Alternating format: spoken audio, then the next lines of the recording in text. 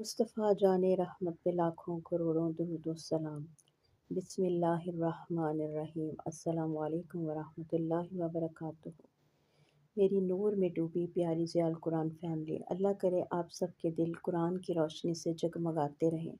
آج ہم قرآن کی عظیم سفر میں پہنچے ہیں، سورہ بقرہ کی آیت نمبر 35، جہاں انسان کو جنت عطا ہوئی، نعمتیں ملی، مگر ساتھ ہی آزمائش کا دروازہ بھی کھل گیا۔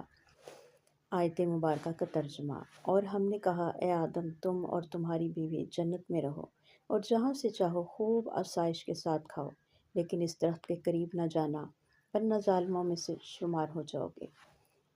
تفسیر: یہ آیت بتاتی ہے کہ اللہ نے حضرت آدم اور اماں حوا کو جنت میں سکون دیا، نعمتوں کی فراوانی عطا کی، مگر ایک چھوٹی سی پابندی بھی لگائی: اسی درخت کے قریب نہ جانا۔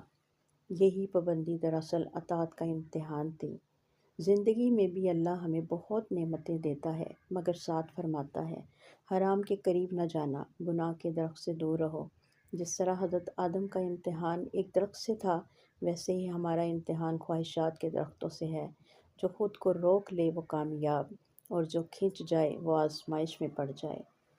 زندگی جنت بن سکتی ہے اگر ہم اللہ کی حدوں کا احترام کریں۔ شیطان ہمیں چھوٹی چھوٹی باتوں سے بہکاتا ہے، مگر انجام برا ہوتا ہے۔ اصل سکون اطاعت میں ہے، نافرمانی میں نہیں۔ دعا ہے اس رب ذوالجلال سے: اے اللہ، ہمیں ہماری زندگی کو اپنی اطاعت سے جنت بنا دے، ہمارے گناہوں کے درخت کے قریب جانے سے بچا لے، اور جو تو نے ہمیں دیا ہے اسی پر راضی رہنے کی توفیق دے۔ آمین یا رب العالمین۔ آئیے آج ضیاء القرآن میں ہم نے یہ سیکھا کہ جنت میں رہنا آسان ہے اگر اللہ کی بات مان لی جائے۔ نافرمانی جنت سے دوری کا پہلا دروازہ ہے۔ دنیا میں ہر نعمت کے ساتھ ایک حد ہے، جو اس حد کو مانتا ہے وہ کامیاب ہے۔ اصل کامیابی اطاعت اور شکر گزاری میں ہے، انشاءاللہ۔